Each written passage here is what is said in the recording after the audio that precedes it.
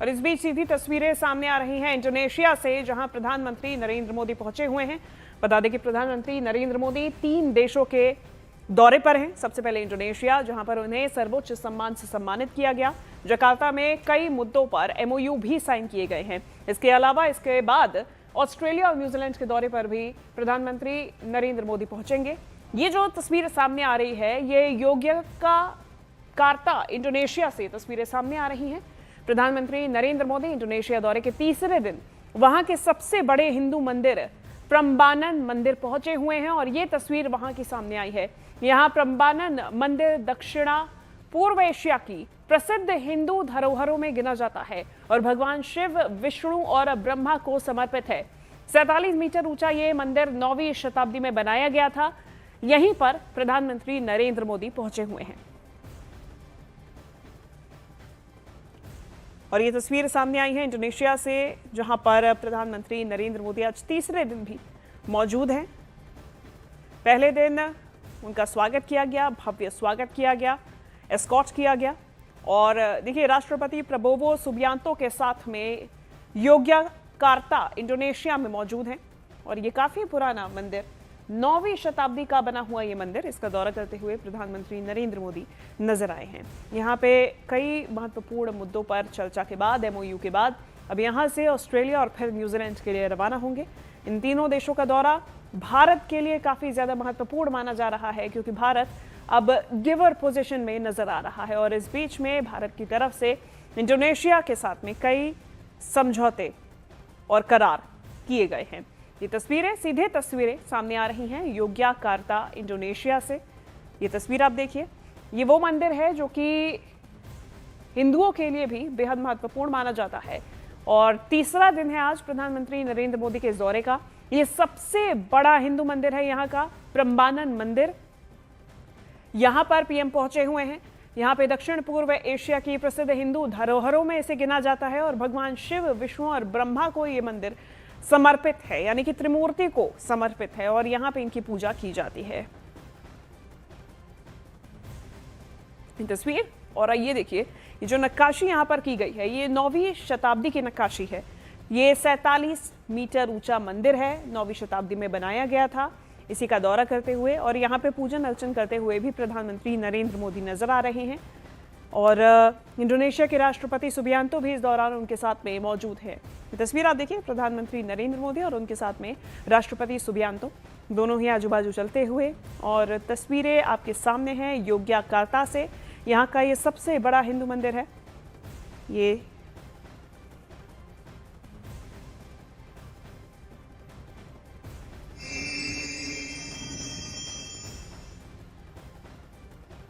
ability to redevelop that temple. And my political arena, my constituency of Kashi is also home to Kashi Vishwanath, and I have been privileged to enjoy the blessings of Kashi Vishwanath. I have also been personally involved in the redevelopment and restoration of Kedarnath temple, Ujjain Mahakal temple, and today at this very holy venue where the presence of Brahma, Lord Vishnu and Lord Shiva have blessed us for 1000 or 1200 years. This is a venue that displays the shared cultural heritage between our two nations. I am also extremely privileged with my dear friend to begin the process of restoration of this magnificent temple complex. Thank you very much for this opportunity. मेरे लिए बहुत सुखद अनुभव रहा। मेरी यात्रा का आज तीसरा दिवस है, लेकिन यहाँ के जीवन में, यहाँ की बातों में, यहाँ की हवा में एक संस्कृति की खुशबू है। वो खुशबू जो हम भारत की धरती पर पल पल अनुभव करते हैं। ये खुशबू हमारी सांस्कृतिक विरासत भी अपने आप में अपनत्व से जोड़ती है। 1200 साल मैं यहाँ के लोगों का हृदय से धन्यवाद करता हूँ कि उन्होंने इतनी बड़ी विरासत को जिस प्रकार से संभाला है, जिस प्रकार से संवारा है और श्रद्धा भाव से किया है, इसलिए मैं इंडोनेशिया के नागरिकों का भी और अब तक रहे हुए सभी शासकों का भी मैं हृदय से अभिनंदन करता हूं। This is my third day here in Indonesia. During my 3-day visit, I've had a very, very pleasant experience staying here. I could feel the fragrance of the life, the liveliness of the people, the cultural heritage of this nation. The cultural heritage of this nation reminds us of the fragrance of cultural heritage that we have back home in India. And it is this cultural heritage that joins our two nations together. And for over 1,200 years, the people of this land have preserved this cultural heritage with commitment, perseverance, and devotion. I would like to thank all the citizens of this country for preserving this cultural heritage and all the governments and administrators who have made contributions in this regard. अगर मैं लासा में कैलाश मानसरोवर की यात्रा करता हूं और आज मैं इंडोनेशिया के इस पवित्र टेंपल में आता हूं, मैं देख रहा था एक ही गुंज महामृत्युंजय जाप यहां हो रहा था। ओम नमः शिवाय का उच्चारण हर कोई कर रहा था। ये अपने आप में हृदय को स्पर्श करने वाला था।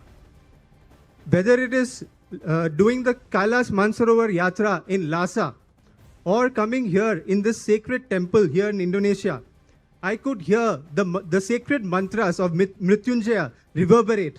Om Namah Shivaya reverberate. This is our shared cultural heritage. और मैं देख रहा हूं कि योग्यकार्ता के इस भव्य मंदिर कॉम्प्लेक्स में अब जब हम पुनर्निर्माण का काम करने जा रहे हैं और ये यूनेस्को का वर्ल्ड हेरिटेज है, मुझे पूरा विश्वास है आज के बाद भारत के यात्री तो यहाँ जरूर आएंगे, मेरा पूरा विश्वास है। And in Yogyakarta temple, this temple, magnificent temple complex, we are undertaking the renovation work. This is also a UNESCO World Heritage Site. I can assure you, after our joint efforts at renovation, the number of tourists and devotees from India will grow exponentially in the times to come. दुनिया के दूर दूर क्षेत्रों में कहीं पर भी जाएं, हमें कहीं न कहीं भारत की सांस्कृतिक विरासत के दर्शन होते हैं।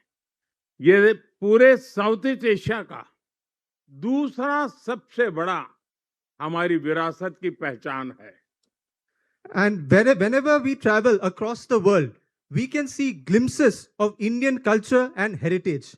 Today, here I've had the privilege of offering prayers at Southeast Asia's second largest Hindu temple complex.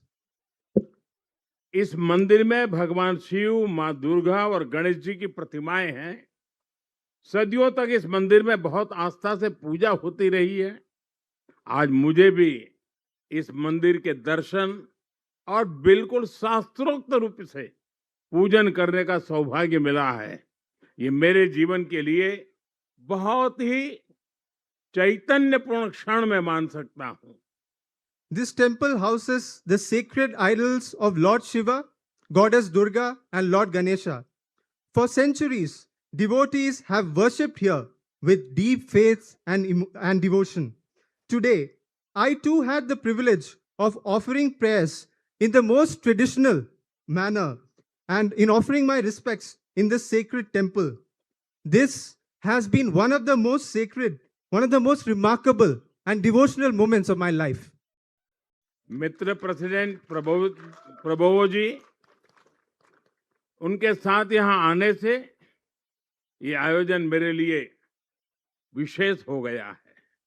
This occasion, मैंने यहाँ ईश्वर से भारत इंडोनेशिया की मित्रता को मजबूत करने, हम दोनों देशों के नागरिकों के कल्याण और दोनों देशों के तेज विकास के लिए परमात्मा से प्रार्थना की है, भक्ति भाव से पूजा की है। This occasion is even more special because I had the opportunity to visit this sacred temple complex along with my dear friend President Prabowo.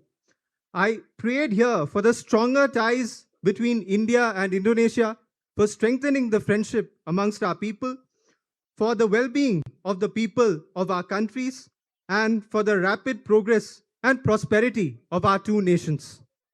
मुझे पूरा विश्वास है मेरे मित्र राष्ट्रपति जी जिस प्रकार से किसी काम को हाथ में लेते हैं तो एक फौजी के नाते बहुत वेल प्लान करते हैं और समय से पहले पक्का पूरा करेंगे। और आज उन्होंने मुझसे प्रॉमिस लिया है कि 29 के पहले इस काम को हम कर लेंगे और आपको दोबारा आना है। मैं आपको वादा करता हूं कि मैं इसके पुनर्निर्माण के बाद जरूर यहां आऊंगा और आपके साथ इस उत्सव को मनाऊंगा। Today, and I would like to convey that President Prabowo, being a soldier himself, he knows how to plan things. So when he has planned this restoration, there is a clear strategy, and with this planning, I'm sure that the restoration work will happen ahead of time. And today, my friend President Prabowo also made me promise him that we will finish this work before 2029, and I need to make a return visit once again to Indonesia to inaugurate the temple complex after restoration. And in front of all of you, let me reiterate my promise. With our joint efforts, we will finish this work before 2029, and together we will celebrate the restoration and the inauguration as a big festival. राष्ट्रपति जी, मैं Indonesia में land हुआ और अब थोड़ी देर के बाद विदाई दूंगा, लेकिन आपने जो समय निकाला, पूरा समय आप मेरे साथ रहे और हर कार्यक्रम में जिस प्रकार से आपने बारीकी से इसका प्लानिंग किया, एग्जीक्यूशन किया, एक मित्र के नाते इतने शानदार स्वागत के लिए, इतनी आत्मीयता के लिए मैं भारत के 140 करोड़ नागरिकों की तरफ से और व्यक्तिगत रूप से मेरी तरफ से मैं आपका बहुत बहुत आभार व्यक्त करता हूं। From the moment I landed to now I'm about to depart very, very soon, President Prabowo ji has been extremely generous with his time. He spent so much time with me, and every aspect of my visit, every aspect of my program has been planned so well. The attention to detail that President Prabowo paid to every element of my program and the wonderful execution leaves me speechless. As a dear friend, I would like to express my heartfelt gratitude on not just my personal behalf, but also on behalf of 1.4 billion Indians for this grand welcome accorded to me and my delegation, and for the warmth, friendship and love. बहुत बहुत धन्यवाद। Thank you very much. The joint press statement has concluded. Excellencies, distinguished joint press statement दी गई है योग Jakarta में, जहां पर प्रधानमंत्री नरेंद्र मोदी इस वक्त मौजूद हैं। यहां पे प्रेसिडेंट प्रबोवो सुबियांतो भी उनके साथ में मौजूद हैं और इन दोनों के साथ में ये तस्वीर इंडोनेशिया से अब तक, जहां पर सबसे पुराने शिव मंदिर, इसके जीर्णोद्धार को लेकर चर्चा की गई है, किस तरीके से इसका पुनर्निर्माण किया जाएगा। 2029 तक का लक्ष्य रखा गया है और इसके लिए एक साथ भारत और इंडोनेशिया मिलकर काम करेंगे। इसके लिए जितना भी जीर्णोद्धार होगा, रेस्टोरेशन का काम होगा, वो पूरा किया जाएगा। प्रधानमंत्री नरेंद्र मोदी ने आभार व्यक्त करते हुए ये रेस्टोरेशन के काम का वादा किया। 2029 तक का लक्ष्य भी बताया कि 2029 तक इस मंदिर के जीर्णोद्धार का काम पूरा किया जाएगा।